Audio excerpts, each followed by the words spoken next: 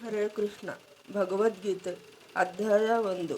ಶ್ಲೋಕದ ಅನುವಾದ ಹಾಗೂ ಶ್ಲೋಕದ ಭಾವಾರ್ಥ. ಶ್ಲೋಕ 16.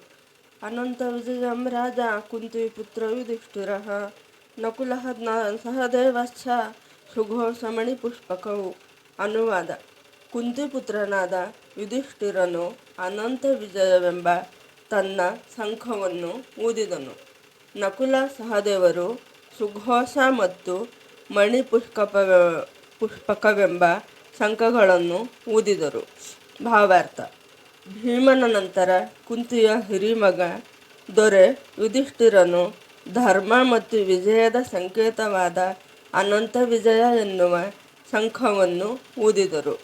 ನಕುಲ ಹಾಗೂ ಸಹದೇವರು ಸುಘೋಷ ಮತ್ತು ಮಣಿಪುಷ್ಪಕವೆಂಬ ಶಂಖವನ್ನು ಕ್ರಮಬದ್ಧವಾಗಿ ಊದಿದರು. ಇಲ್ಲಿ ಬೇರೆ ಯಾವ ರಾಜರ ಶಂಖದ ಹೆಸರಿನ ಬಗ್ಗೆ ಉಲ್ಲೇಖ ಇಲ್ಲ. ಎಲ್ಲಿಯೂ ಬೇರೆ ಶಂಖದ ಹೆಸರನ್ನು ಹೇಳಿಲ್ಲ. ಪಾಂಡವರ 5 ಶಂಖಗಳ ಹೆಸರನ್ನು ಭಗವದ್ಗೀತೆಯಲ್ಲಿ ಮಾತ್ರ ಕಾಣಬಹುದು.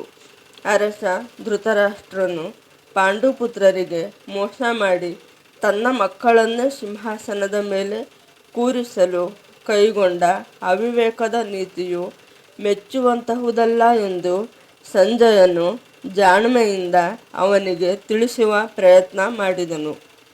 ಶ್ಲೋಕ 17. ಕಾಶ್ಯಶ್ಚ ಪರಮೇಶ್ವಾಸಃ ಶಿಖಂಡಿ ಚ ಮಹಾರಥಃ ದೃಷ್ಟದ್ಯುಮ್ನೋ ವಿರಾಟಶ್ಚ ಸಾತ್ಯಕಿಶ್ಚ ಪರಾಜಿತಃ. ಅನುವಾದ. ಅರಸನೇ, ಮಹಾಧನುರ್ಧಾರಿಯಾದ ಕಾಶಿರಾಜ, ಮಹಾರಥನಾದ ಶಿಖಂಡಿ, ದೃಷ್ಟದ್ಯುಮ್ನ, ವಿರಾಟ, ಅಜೇಯನಾದ ಸಾತ್ಯಕಿಯು ತಮ್ಮ ತಮ್ಮ ಶಂಖಗಳನ್ನು ಊದಿದರು. ಭಾವಾರ್ಥ. ಈ ಶ್ಲೋಕದಲ್ಲಿ ಶಿಖಂಡಿಯನ್ನು ಮಹಾರಥ ಎಂದು ಸಂಬೋಧಿಸಿರುವುದನ್ನು ಗಮನಿಸಬಹುದು. ಬಹಳಷ್ಟು ಜನ ಶಿಖಂಡಿ ಎಂದರೆ ನಪುಂಸಕ ಎಂದು ತಿಳಿದಿರುತ್ತಾರೆ. ಶಿಖಂಡಿ ಎಂದರೆ ಶಿಖಂಡ, ಶಿಖಾ ಪ್ಲಸ್ ಅಂಡ ಎಂದು ಅರ್ಥ. ಇಲ್ಲಿ ಶಿಖಾ ಎಂದರೆ ತಲೆಗೂದಲು. ತಲೆಕೂದಲನ್ನು ಚೆನ್ನಾಗಿ ಬಾಚಿ ಹಿಂದೆ ಮೊಟ್ಟೆಯಂತೆ ಕಟ್ಟುವವರು ಶಿಖಂಡಿಗಳು. ಮಹಾಭಾರತದಲ್ಲಿ ಬರುವ ಶಿಖಂಡಿಯು ಹುಟ್ಟಿದಾಗ ಹೆಣ್ಣಾಗಿದ್ದು ಆ ಬಳಿಕ ಗಂಡಾದ ಮಹಾರಥ. ಈತನು ಪೂರ್ವದಲ್ಲಿ ಸ್ತ್ರೀ ಆಗಿದ್ದರಿಂದ ಭೀಷ್ಮಾಚಾರ್ಯರು ಅವನ ವಿರುದ್ಧ ಬಾಣ ಪ್ರಯೋಗ ಮಾಡಿರಲಿಲ್ಲ. ಈ ಶ್ಲೋಕದಲ್ಲಿ ಕಾಶಿರಾಜ, ದೃಷ್ಟದ್ಯುಮ್ನ, ವಿರಾಟ, ಸಾತ್ಯಕಿಯು ತಮ್ಮ ತಮ್ಮ ಶಂಖಗಳನ್ನು ಊದಿದರು ಎಂದು ತಿಳಿಸಲಾಗಿದೆ. ಮಹಾಸಮರದಲ್ಲಿ ಇಡೀ ಕುರುಕುಲ ನಿರ್ನಾಮವಾಗುತ್ತದೆ ಎಂದು ಆಗಲೇ ಸ್ಪಷ್ಟವಾದ ಸೂಚನೆಗಳಿದ್ದವು. ಪಿತಾಮಹ ಭೀಷ್ಮನಿಂದ ಪ್ರಾರಂಭಿಸಿ ಅಭಿಮನ್ಯು ಮತ್ತಿತರ ಮೊಮ್ಮಕ್ಕಳವರೆಗೆ ಎಲ್ಲರೂ ಮತ್ತು ಜಗತ್ತಿನ ಅನೇಕ ರಾಜ್ಯಗಳ ದೊರೆಗಳು ಅಲ್ಲಿದ್ದರು. ಎಲ್ಲರ ಸಾವು ಮೊದಲೇ ನಿಶ್ಚಯವಾಗಿತ್ತು. ಈ ಭೀಕರ ವಿಪತ್ತಿಗೆ ರಾಜ ಧೃತರಾಷ್ಟ್ರನೇ ಕಾರಣ. ಏಕೆಂದರೆ ಅವನು ತನ್ನ ಮಕ್ಕಳು ಅನುಸರಿಸಿದ ನೀತಿಗೆ ಬೆಂಬಲ ನೀಡಿದನು. ಶ್ಲೋಕ 18. ದೃಪದೋ ದ್ರೌಪದೇಯಾಶ್ಚ ಸರ್ವಸಃ ಪೃಥಿವೀಪತೆ ಸೌಭದ್ರಶ್ಚ ಮಹಾಬಾಹುಃ ಶಂಖಾನ್ ದದ್ಮುಃ ಪೃಥಕ್ ಪೃಥಕ್. ಅನುವಾದ. ದೃಪದ, ದ್ರೌಪದಿಯ ಮಕ್ಕಳು, ಮಹಾಬಾಹುವು, ಸುಭದ್ರೆಯ ಮಗನೂ ಆದ ಅಭಿಮನ್ಯು ಎಲ್ಲರೂ ತಮ್ಮ ತಮ್ಮ ಶಂಖಗಳನ್ನು ಊದಿದರು. ಭಾವಾರ್ಥ.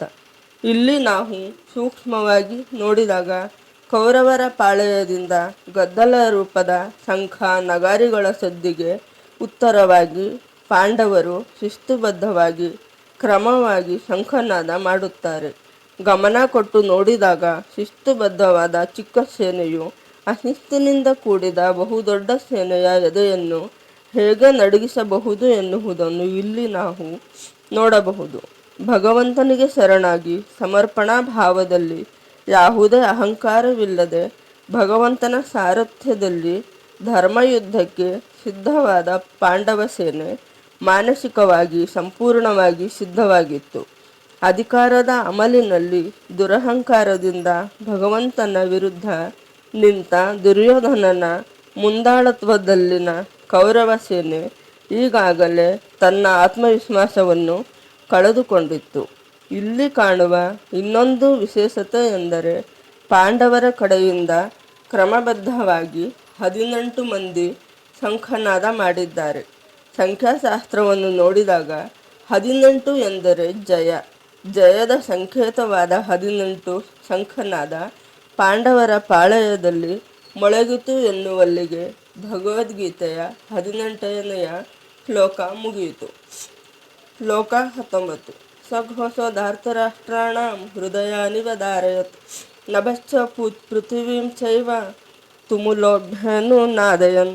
ಅನುವಾದ: ಶಂಖಗಳ ನಾದದಿಂದ ತುಮುಲ ಉಂಟಾಯಿತು. ಭೂಮಿ ಮತ್ತು ಆಕಾಶಗಳಲ್ಲಿ ಪ್ರತಿಧ್ವನಿಯನ್ನು ಮಾಡುತ್ತಾ ಅದು ಕೌರವರ ಹೃದಯಗಳನ್ನು ಚೂರು ಚೂರು ಮಾಡಿತು.